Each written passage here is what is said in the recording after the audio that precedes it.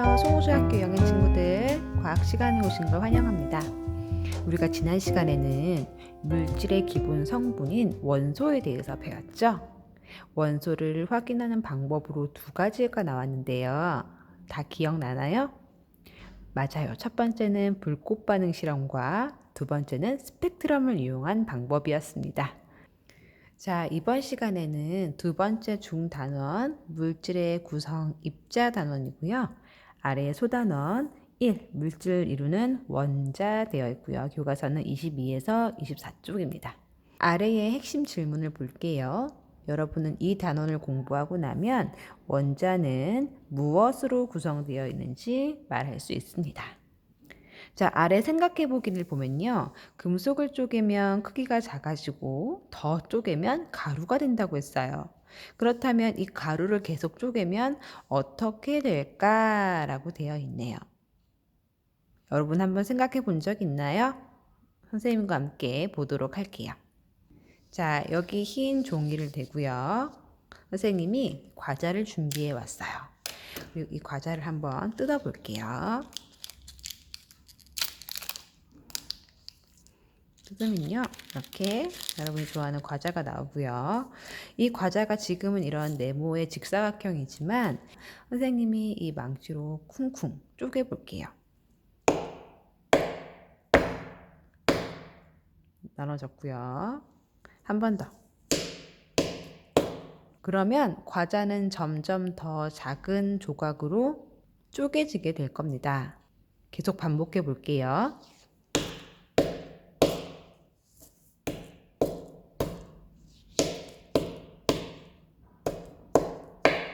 이러한 과정을 반복하다 보면 점점 더 고운 가루가 되는데요. 이 가루를 선생님이 반복해서 쪼갠다면 어떻게 될까요? 결국 이 가루는 없어질까요? 아니면 더 이상 쪼갤 수 없는 작은 입자로 남게 될까요? 여러분의 생각을 한번 정리해 보도록 하겠습니다. 자, 학습지로 돌아가 볼게요. 기원전 384년 아리스토텔레스는 물질은 계속 쪼갤 수 있고 결국에는 없어진다고 했어요. 하지만 데모크리토스라는 과학자는 물질은 쪼갤 수 없는 어떤 입자로 구성되어 있다고 봤습니다. 여러분의 생각은 어떤가요? 여러분의 생각을 한번 정리해 보세요. 학습지 빈칸을 채워보겠습니다. 선생님은 금속 가루를 계속 쪼개면 더 이상 쪼개지지 않는 입자에 도달할 거라고 생각해요.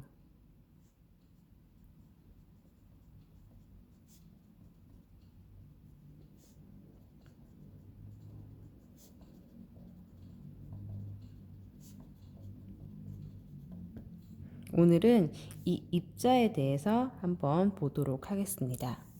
자, 아래에 보면요. 원자라고 나와 있네요. 이 원자 한번 보도록 할게요. 원자라고 할 때 원은요. 근원이 된다 이런 뜻이고요. 자는 입자라는 뜻이에요. 즉 해석하자면 물질을 이루는 가장 근본이 되는 근원이 되는 입자라는 거죠. 그래서 정리해 보겠습니다. 원자는요. 물질을 이루는 기본이 되는 입자예요. 옆에 있는 리튬 원자라고 적혀 있는 원자 모형을 보도록 할게요. 자, 가운데 보면 빨간색 플러스 있는 원자 핵이 있고요.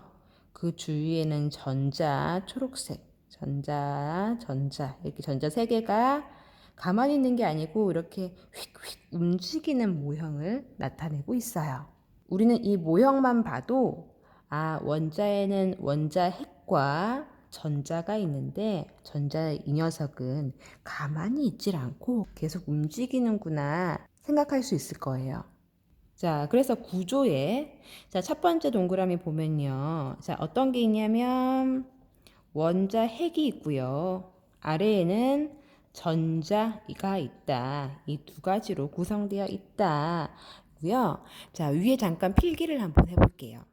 빈칸에 한번 적어보면요. 자, 원자에는 원자 핵과 전자가 있는데요. 이 둘을 한번 비교해 보도록 하겠습니다.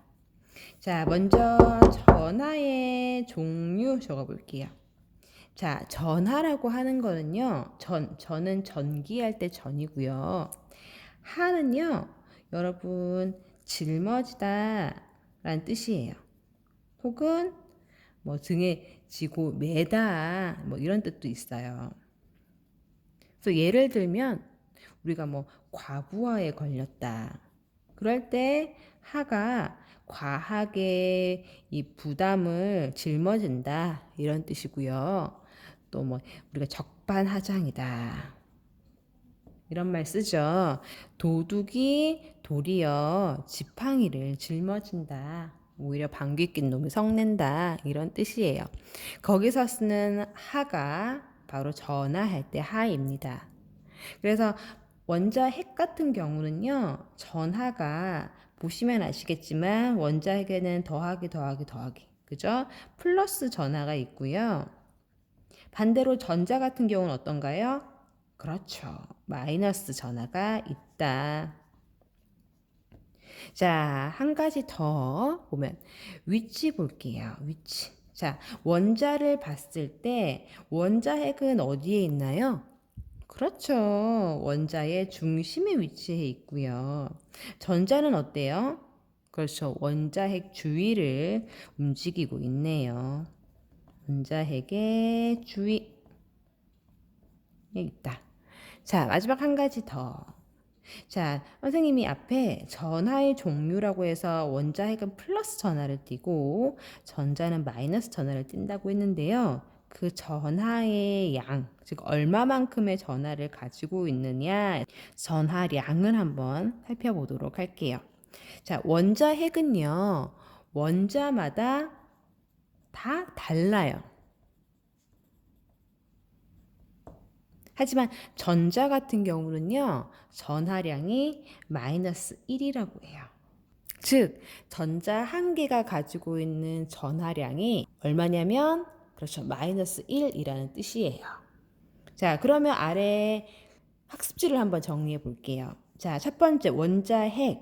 자, 무슨 전하를 띈다고요? 그렇죠. 플러스 전하를 띠고요. 원자의 어디에 위치합니까? 그렇죠. 중심에 위치를 해요. 자, 아래 전자는요. 무슨 전하를 띠죠? 그렇죠. 마이너스 전하를 띠고 원자핵 주위를 가만히 있지 않고 움직이고 있어요. 전자 한 개의 전하량은 얼마? 마이너스 1이다. 자, 옆에 보면요. 원자의 크기 매우 작아요. 그래서 우리 눈으로 관찰하기는 힘들어요. 만약 원자를 관찰하고 싶다면 이거는 참고로 알아두세요. STM이라고 하는 주사 터널 현미경을 이용하면 원자를 관찰해 볼 수 있어요. 그래서 우리가 자에서 1cm를 딱 대고 있을 때 여기에 수소 원자를 일렬로 쭉 배열을 해 볼게요. 그러면 여기 안에 수소 원자가 몇 개가 들어가느냐? 놀라지 마세요. 1억 개가 들어간대요. 그러면 수소 원자 한 개는 1억 분의 1cm에 해당되겠죠? 그러니 매우 작다는 거예요. 그런데요. 이 원자가 매우 작다고 했는데 그럼 원자 핵은 크기가 어느 정도일까요? 예를 들어 우린 이렇게 보고 있습니다. 큰 축구장에 가운데 개미가 한 마리 있다고 볼게요. 그러면요. 큰 축구장이요. 원자에 해당하고요. 이 축구장 가운데 있는 개미가 바로 원자핵이래요. 그럼 어때요? 원자도 매우 작다고 했는데 원자핵은요. 더 작은 거예요. 그럼 전자는요? 전자는요. 여기 떨어진 먼지 한 톨에 해당해요. 그리고 이 원자 안을 들여다봤을 때 원자핵이 있고 전자가 있는데 이 대부분의 공간은 거의 비어 있다고 보면 돼요. 거의 비어 있다. 여러분 이거 보면 마치 넓은 우주에 지구, 달, 태양 이러한 행성과 별이 있는데 마치 이것과 비슷하지 않나요? 우리 몸도 수많은 원자들의 집합체와 같거든요. 그렇다면 우리 몸 또한 하나의 우주라고 볼 수도 있겠죠? 그런 점에서 선생님 이 원자를 공부할 때 참 신기하고 경이로운 생각이 들어요. 자, 다시 넘어가서요. 자, 종류에 따라 원자핵의 플러스 전하량이 다르다라고 했어요. 그쵸? 원자마다 다 다르다고 했습니다. 그런데 원자는요, 정기적으로 봤을 때, 즉, 원자핵과 전자를 모두 합해서 큰 운동장의 원자를 봤을 때는 이건 정기적으로 중성이래요. 즉, 이 말은 무엇이냐면 원자의 전하량이 얼마다? 맞아요. 0이라는 뜻이에요. 그러면 이렇게 생각할 수 있겠죠. 자, 원자핵의 플러스 전하량과 전자들의 총 마이너스 전하량은 결국 어떻다? 같다. 자, 예를 들어 리튬의 경우에 봤을 때, 자, 원자핵의 전하량이 얼마였죠? 맞아요. 여기서 봤을 때 플러스가 1개, 2개, 3개. 그렇죠. 플러스 3이에요. 근데 전자의 전하량이 마이너스 1이라고 했는데 이 전자가 몇 개가 있다? 맞아요. 전자가 1개, 2개, 3개. 3개가 있죠? 그러면 3개를 곱하면 마이너스 3. 즉, 부호만 다를 뿐 원자핵의 전하량과 전자의 총 전하량은 결국 같아요. 그래서 원자핵의 전하량과 전자의 전하량을 모두 합하면 그렇죠. 제로가 되고요. 즉 원자는 정기적으로 중성이 되는 거예요. 여기까지 모두 이해했나요? 그러면 다음 학습지를 보도록 할게요. 자, 3. 탐구, 모형을 사용하여 나타내는 원자 되어 있습니다. 선생님이 원자라고 하는 것은 매우 작아서 우리 눈으로 확인해 볼 수가 없어요. 물론 주사 터널 현미경을 이용하면 가능은 하겠지만 이렇게 눈에 보이지 않는 대상을 탐구할 때는 우리는 주로 모형을 사용해요. 하지만 이 모형이라고 하는 게 실제 원자와 같다라고 오해하면 안 돼요. 그 점 유의하면서 한번 알아보도록 할게요. 자, 여기 다양한 원자들이 나오는데요. 표에 보면 원자핵의 전하량 나오네요. 자, 보면 수소는 플러스 1. 그렇죠. 원자핵의 전하량은 항상 플러스가 붙는다고 했어요. 자, 전하량 플러스 1, 헬륨 플러스 2, 붕소 플러스 5, 탄소 플러스 6, 쭉쭉쭉 나트륨까지 있는데요. 자, 아래 전자의 개수 있습니다. 우리는 직접 수소를 관찰하지 않아도 전자의 개수가 몇 개인지 알 수 있어요. 가장 핵심적인 개념은 뭐였죠? 원자는 정기적으로, 맞아요, 중성이라고 했습니다. 한번 적어 볼게요. 원자는 전기적으로 중성이다. 그러면 수소 같은 경우 원자핵의 전하량이 플러스 1이라고 했어요. 그럼 전자의 개수는 몇 개? 그렇죠. 1개가 있겠죠. 마찬가지로 헬륨 같은 경우는 원자핵의 전하량이 플러스 2라고 했어요. 그럼 전자의 개수가 몇 개? 맞아요. 2개예요. 어째서 2개죠? 전자의 전하량이 마이너스 1이라고 했는데 이게 2개가 있으면 총 전자의 전하량은 마이너스 2가 되고요. 원자 핵의 전하량과 전하의 총 전하량을 더해 보세요. 그럼 정기적으로 중성, 즉 원자의 전하량이 0이 나오겠네요. 그렇죠?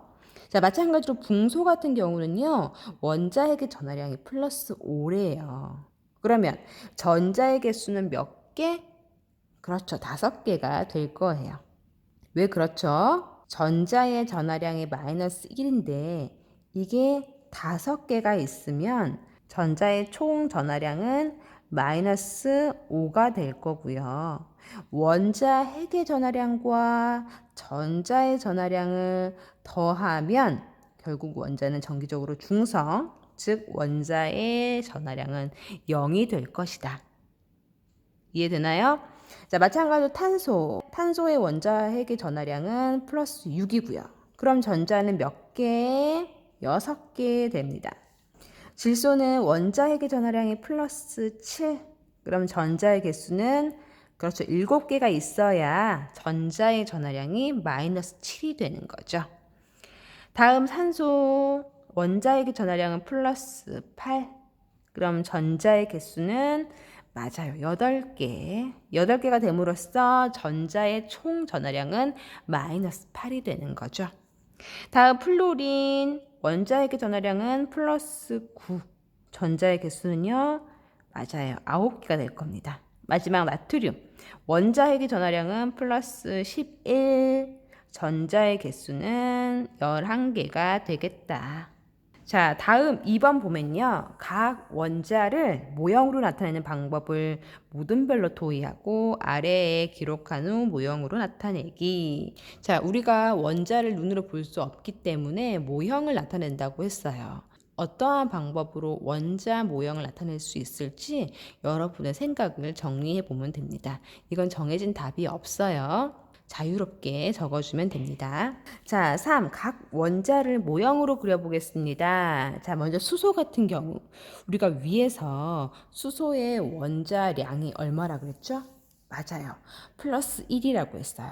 그럼 전자가 몇 개 있다? 1개 있다. 이거를 모형으로 나타내 볼게요. 선생님은 동그란 원에다가 가운데 플러스 1에 해당하는 원자 핵을 그렸습니다. 그리고 전자가 몇 개 있다고 했죠? 그렇죠. 1개 있다고 했어요. 전자가 1개 마이너스를 띄고 있는 전자를 그렸어요. 자, 여러분 어떻게 그렸는지 궁금하네요. 자, 옆에 있는 헬륨. 자, 헬륨은요. 원자핵의 전하량이 플러스 2라고 했어요. 전자 개수는 2개라고 했고요. 그래서 모형을 그려보면요. 자, 동그라미에 가운데 원자핵이 있는데 얘의 전하량이 얼마? 그렇죠. 플러스 2. 그럼 전자가요. 몇 개가 있다? 2개. 1개, 2개 이렇게 있다. 자, 다음으로 붕소 같은 경우는 자, 원자핵의 전하량이 플러스 5. 그럼 전자가 몇 개? 5개가 있다. 그래서 그려볼 텐데요. 선생님 꼭 동그라미로 해야 되나요? 아니요. 여러분이 자유롭게 여러분만의 모형을 만들면 됩니다. 하지만 주의해야 될 거 뭐였죠? 그렇죠. 원자 핵의 전하량과 전자의 전하량은 같아야 되고요. 원자 핵과 전자의 위치도 고려해 줘야 될 거예요. 자, 가운데 붕소의 전하량 플러스 5라고 했고요. 전자를 5개. 선생님은 이제 골고루 분배시켜서 한번 그려봤어요. 자, 다음으로 탄소 같은 경우는요. 원자핵의 전하량이 플러스 6. 전자는 6개가 있대요. 그러면 가운데 플러스 6에 해당하는 원자핵과 전자가 6개가 있다고 했네요. 4개, 5개, 6개 이렇게 있고요. 자, 마지막 산소. 산소의 원자핵의 전하량은 플러스 8. 전자의 개수는 8개. 오, 그렇게 많아졌어요. 가운데 플러스 8에 해당하는 원자핵을 그리고 산소의 전자 8개를 그려보겠습니다. 자, 이렇게 하면 8개가 하나 더 해야 되네요. 네, 이렇게 그렸습니다. 선생님이 한 가지 메모를 한번 해볼게요. 아래에 원자의 질량입니다. 선생님이 원자의 크기를 설명할 때는 원자가 하나의 운동장이라 본다면 원자핵은 거기 가운데 있는 개미 한 마리라고 했어요. 즉 원자핵과 전자는 매우 작고요. 원자의 대부분의 공간은 비어 있다고 했는데요. 그렇다면 원자의 질량은요. 여기는 원자핵의 질량과 전자의 질량의 합이라고 볼 수 있겠죠. 그런데 전자의 질량은 아주 작아요. 그렇기 때문에 원자의 질량이라고 한다는 것은 곧 원자핵의 질량으로 봐도 무방해요. 그래서 정리를 해보면 원자의 질량은요, 원자핵의 질량과 거의 비슷해요. 그러면 전자 같은 경우는 크기도 매우 작고 질량도 매우 가벼워서 원자핵 주위를 계속 움직일 수 있을 거예요. 이렇게 움직이다가 다른 곳으로 이동을 할 수 있어요. 그래서 전자가 이동하는데 만약 전자가 빠져나간다고 볼게요. 그러면 원자는 전체적으로 중성이라고 했는데 마이너스 하나가 빠져나가면 전체적으로 봤을 때는 플러스를 띠게 되겠죠? 그러면 이것은 플러스 이온 상태가 돼버리고요. 전자가 마찬가지로 들어오게 되면 그러면 전체적으로 마이너스 하나가 늘었으니까 마이너스 상태가 되고 이것은 마이너스 이온이라고 부르게 돼요. 이 플러스 이온과 마이너스 이온은 다음 단원에서 배우게 될 겁니다. 자, 오늘 수업은 여기까지인데요. 우리가 했던 것 중에 오늘 가장 중요한 것은요. 프린트 2 원자표예요. 원자의 구조 아주 중요하고요. 원자의 특징 아주 중요합니다. 원자의 크기는 매우 작고요. 종류에 따라서 원자핵의 플러스 전하량이 다르다는 거. 그리고 전자는 정기적으로 중성이라서 우리는 원자핵의 플러스 전하량을 보고 전자의 개수를 알아봤어요. 오늘 배운 내용 열심히 복습하시고요. 형성평가는 오늘 수업 후 밤 11시까지 꼭 제출해 주시면 됩니다. 공부하다가 궁금한 점이 있으면 질의응답 게시판이나 카카오톡 채널을 이용해 주시면 됩니다. 오늘 수업 듣느라 고생하셨습니다.